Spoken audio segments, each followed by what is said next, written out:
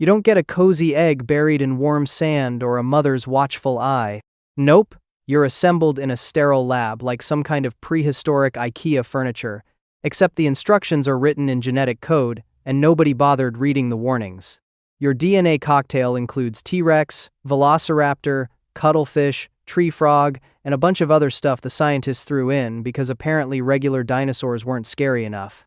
You're basically the smoothie of the dinosaur world, and trust me, nobody asked for this flavor combination. Your first view of the world comes through thick glass walls, fluorescent lights humming overhead. No jungle canopy, no volcanic landscape, just concrete and steel. You've got a sibling who hatched before you, and right away you can feel the tension. This enclosure barely fits one apex predator, let alone two. Your sibling's already figured out the feeding schedule, knows where the crane drops the meat. But here's the thing about being genetically engineered killing machines trapped in a box together. Only one of you is making it to adolescence. The fight happens when you're barely a month old. Your sibling thinks they've got the upper hand, being older and all. They strike first, those enhanced claws slashing through the air. But you've got something special brewing inside that genetic soup of yours. Your skin starts shifting, blending with the concrete walls behind you. Your sibling's confused, snapping at shadows while you circle around. One moment of hesitation is all you need. Your jaws close around their neck, and suddenly you're an only child. The taste of victory is literally your first real meal that wasn't delivered by crane. Growing up in solitary confinement does wonders for your personality. By the time you're a year old, you've memorized every inch of your paddock. 40 feet high, they said. Thermal sensors, motion detectors, the works. You test the walls daily, leaving claw marks that get higher each week. The humans watch from their observation deck, scribbling notes like you're some science fair project. Little do they know you're watching them right back, learning their patterns, their weaknesses. Your days blend together in mind-numbing routine. Food drops at 8 a.m. and 4 p.m. Always dead. Always cattle.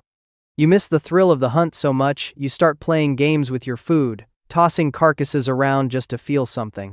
Sometimes you arrange the bones in patterns, other times you see how high you can fling a rib cage. The feeding crane becomes your only entertainment, and you've memorized every squeak and groan it makes.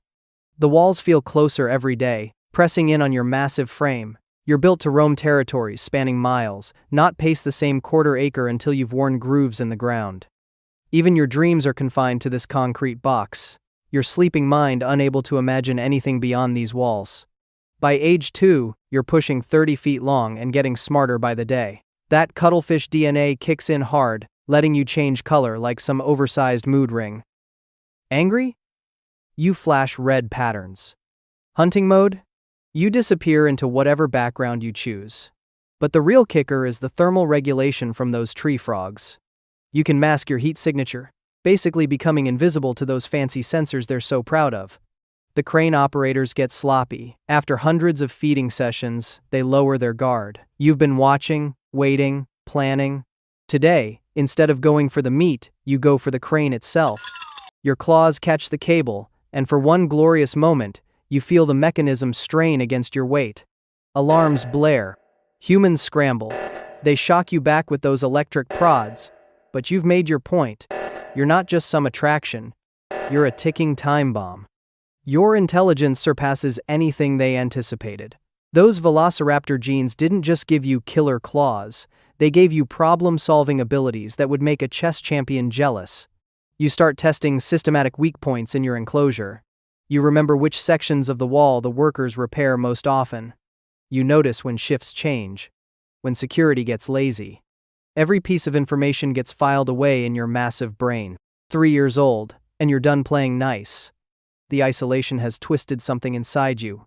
You don't just want out anymore. You want revenge for every day spent in this concrete prison. You've grown to full size, 40 feet of pure predatory perfection. Your hide can shrug off small arms fire. Your bite force could crush a car. And those humans? They still think their little walls can hold you. You discover your most terrifying ability by accident. While scratching at the walls, you notice the workers can't see you on their heat sensors when you're perfectly still. The tree frog DNA allows you to regulate your body temperature to match your surroundings. You practice this new trick religiously, holding position for hours until you've mastered it. Your muscles scream in protest, but you push through the pain. You learn to slow your heartbeat, control every twitch, become a living statue. Combined with your camouflage, you're essentially a ghost. The workers walk right past you during inspections, close enough that you could reach out and touch them. You don't. Yet. The day of your escape starts like any other. Scratch marks on the wall, suspiciously high ones. The humans panic, thinking you've climbed out. They open the paddock door to investigate. Rookie mistake. You've been invisible this whole time. Body temperature matched to the tropical air, skin mimicking the concrete wall. You wait until they're inside, then make your move. Freedom tastes better than any cattle they ever dropped from that crane. Your first real hunt in the wild is intoxicating. No walls, no schedules, just pure instinct. Those enhanced senses pick up everything. Heartbeats from 100 yards away, fear pheromones in the air, the electromagnetic signatures of living creatures. You're not just hunting for food anymore. After years of captivity, you're hunting for sport, for the sheer joy of being the apex predator you were designed to be. But here's the problem with being a genetic cocktail. You don't fit anywhere. Real dinosaurs would reject you as an abomination. You have no pack, no territory, no natural place in any ecosystem. You're a living weapon without a war, stalking through jungles that were never meant to contain something like you. Every kill just emphasizes how alone you are. No mate will ever accept you. No offspring will carry on your twisted legacy. The humans mobilize everything against you. Helicopters, armed teams, tracking devices. But you're smarter than they gave you credit for. You use your camouflage to ambush search parties. Your thermal masking makes their heat-seeking equipment useless. For a brief, glorious time, you're winning.